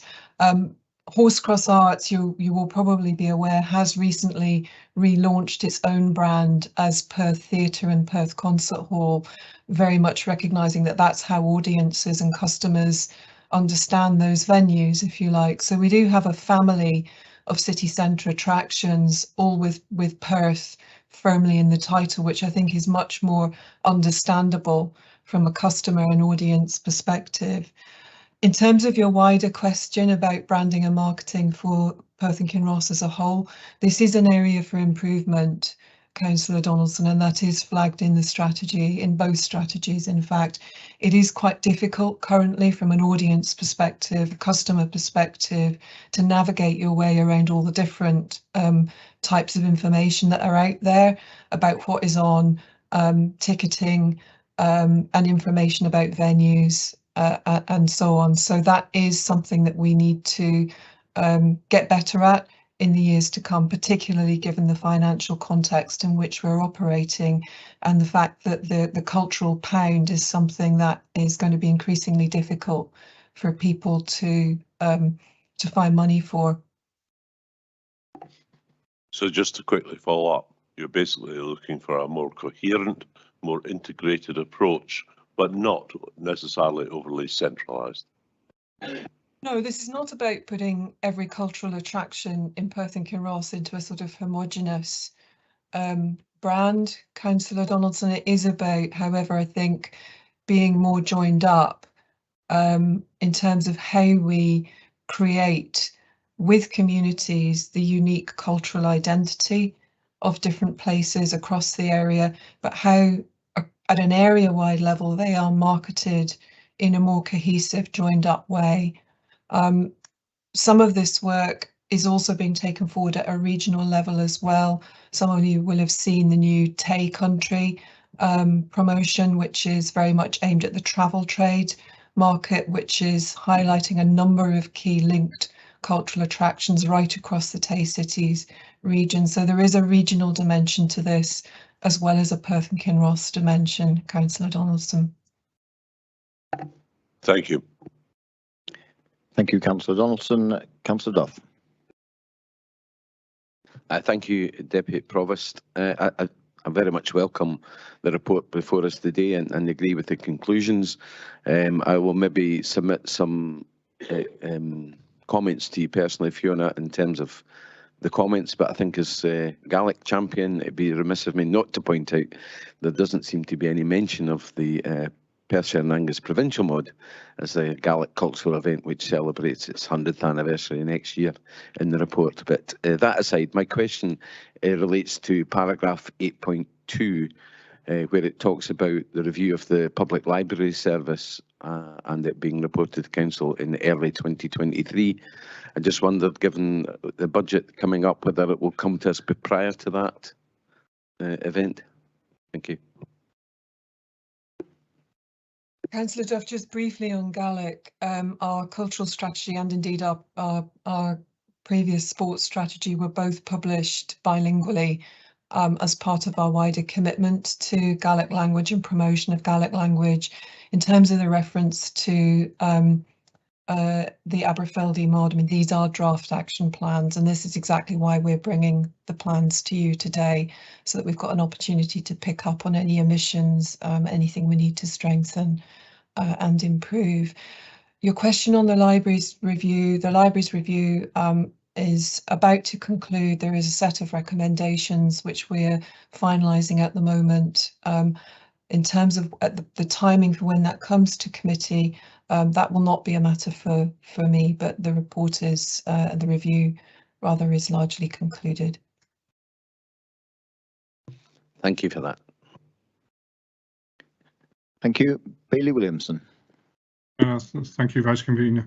My question is about the Tay Cities tourism strategy is about to be reviewed. I think it's in 2024. And I was wondering if the findings of this strategy, once it's been finalised, will be used in shaping that policy document. Yes, the answer is yes, Councillor Williamson. Thank you. Thank you. And now Councillor Peter Barrett. Thanks, Deputy Provost. Fiona, paragraph 2.4 in the report, or the ECOS document, refers to barriers to participation with regard to sport. I just wanted to ask how, in the final phase of engagement, you were going to sort of take forward the engagement on a community of interest and equalities basis, and if it would be helpful to invite you to the Equality Strategic Forum to get feedback on both strategies. I'd be very happy to do that. Thank you, Councillor Barrett, and that is our intention in the final phase of engagement.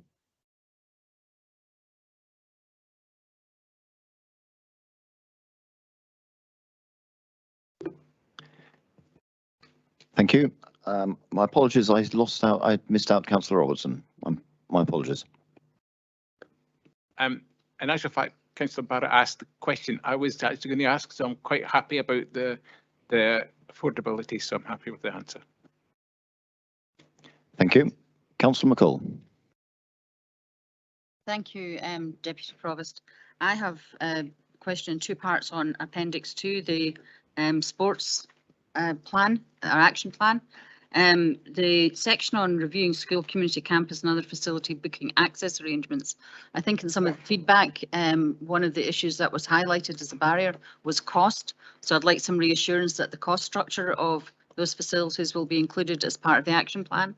And the other part of that is the next point, but working with third sector partners. I think it's really important that they work with community groups who very often organise their own physical activity programmes, and they are quite often very well subscribed. And I would like some reassurance that those activities will be, or the inclusion of these third sector groups will be very far-reaching and comprehensive throughout the whole of Perth and Kinross. Thank you. Councillor McCall, on your question about the campuses, you're talking about pricing policy set by Live Active Leisure, is that right? Or more generally? Is your question more generally about access to campuses?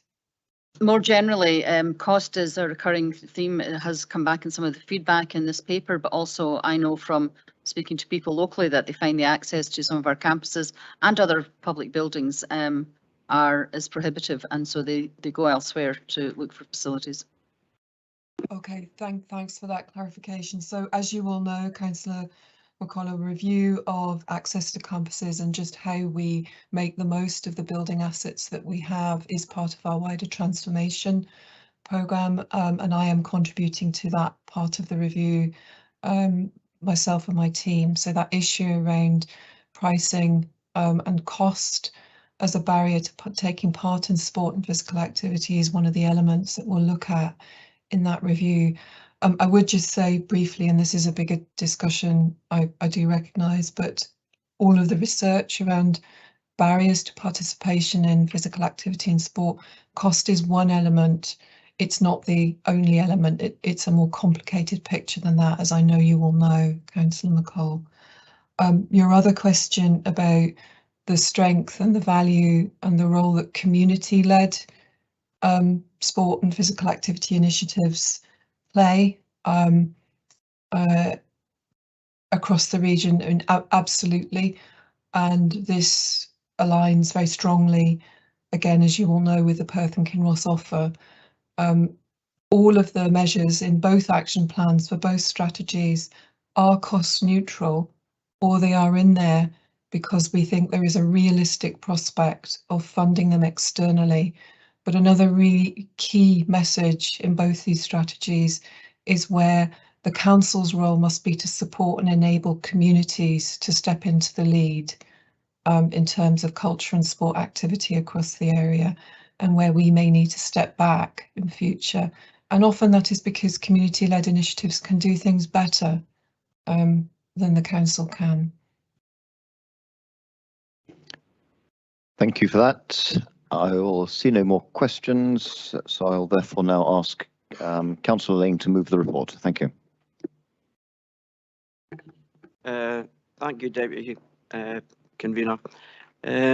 Councillors, taking part in culture and sport builds confidence, widens our outlook and knowledge, and can open doors to new skills and to work. And although not everyone can take part in physically competitive sport, everyone can be physically active.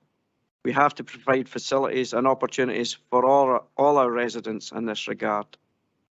Culture and sport are integral components to the vibrancy and distinctiveness of our communities across the whole of Perth and Kinross. In the midst of this cost of living crisis and the financial climate we face, it emphasises the need for strategic priorities regarding culture and physical activity. Poverty cannot become a barrier to personal achievement, whether that is becoming the best you can be at your chosen sport, or it can't prevent you following expressive arts and music, etc.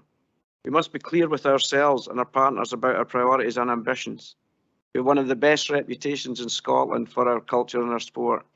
We need to build on that and focus, but we also have to focus on the art of the possible in the difficult financial times we face ahead. Happy to move this report.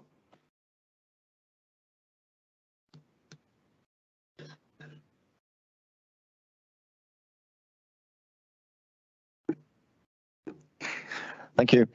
I'll ask Councillor Drysdale to second the report. Thank you. Thank you, Deputy Provost. Later on in today's agenda, Council will be invited to approve the final draft version of our 5-year corporate plan. One of the key priorities of that is supporting and promoting physical and mental well-being.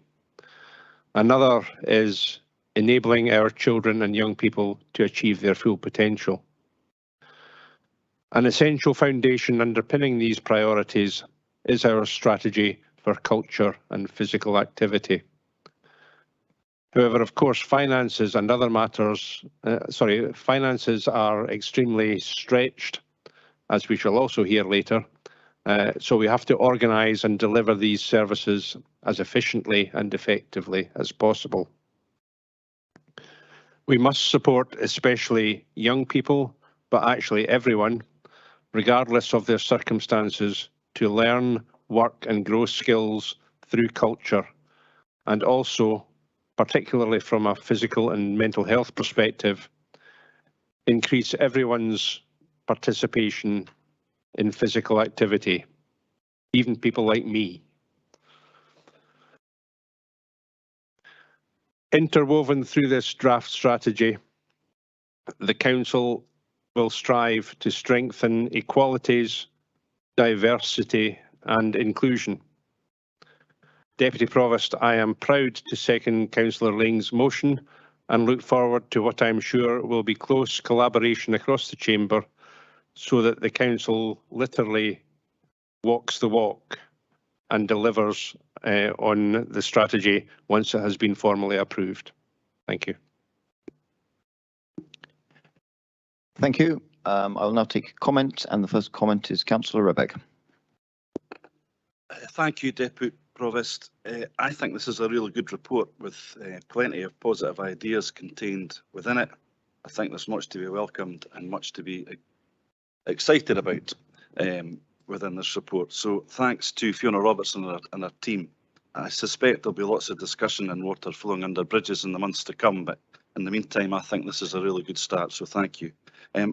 Whilst understanding that there are many valuable sporting activities across Perth and Kinross, I would, however, humbly ask Council to recognise the contribution that our football clubs make to the health and well-being of thousands of people across the county, most particularly our youth football clubs. The health and well-being of many kids, adults and families are supported by our football clubs, and I humbly ask Council to engage with them, continue to engage with them actually, with positively and imaginatively over the months to come. They will be crucial to making this report come to pass. Thank you. Thank you, Councillor Rebek. Councillor Leishman.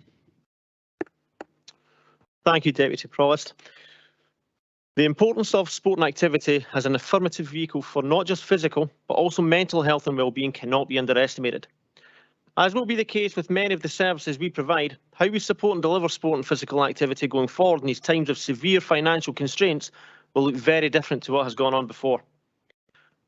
How we utilise our existing resources and achieve maximum positive impact for our communities is of paramount importance, because the scale of what we need to try and remedy is grand.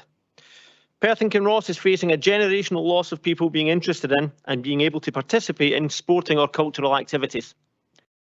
Our culture sector in Perth and Kinross not only fosters a sense of community, it also creates valuable jobs, benefits the local economy and raises our profile nationally and internationally. But to keep our focus local, the report worryingly states that participation in culture within our more socio-economically deprived communities is significantly low. To be blunt, we see devastating inequalities. As councillors, we are all too aware of the disparity in income, wealth, health, education, opportunity and now culture and sport, and that these are inextricably linked, contributing to the poverty spiral so many people in Perth and Kinross are descending into. Grassroots sport has suffered because of the pandemic, and while it is heartening to hear that the recovery is strong in certain areas, this will be a protracted battle as we now contend with the devastating cost of living crisis we see today. There is no massive windfall coming, no investment of the size that will transform what we can do as a council at the speed we want to and that our communities need. This stark reality makes the review of our ALIOs crucial, and I welcome the prospect of collaborative working between them, with the need for joined up collective problem solving being immediate. The same applies to the review of the grant schemes we have, and I'm sure that the review will look at ways in which we can enrich, revamp and re-energise those bodies so that they can be even more relevant and productive in what they do to promote interest and participation in culture and sport throughout Perth and Kinross. And to finish, thank you to Fiona Robertson and your staff for the report and for all your efforts in finding innovative solutions to problems that are hurting our communities. Thank you, Councillor Leishman. Councillor Lane. Thanks for indulging me, Deputy Provost. It was very remiss of me, and I remember before Councillor Leishman came in that I didn't thank Fiona and her team for bringing this report, because it is a very important work that has been done, and I'd like you to feed that back to the team and the work that all our staff that enable and our alios that enable us to provide the service we do. So I'd like you to pass that back to the alios as well, Fiona. Thank you. Thank you. I see no request for further comment. Can I ask, therefore, whether Council can agree the recommendations of this report? Thank you. I will now hand back to the Provost. Thank you very much, Deputy Provost. Members, we've now got to a point where we'll either need to have a comfort break or lunch, and in my view, I think for the best use of time, we'll just break for lunch at this point for 1 hour, and therefore Council will resume at 1:30. So I'll see you all back at 1:30.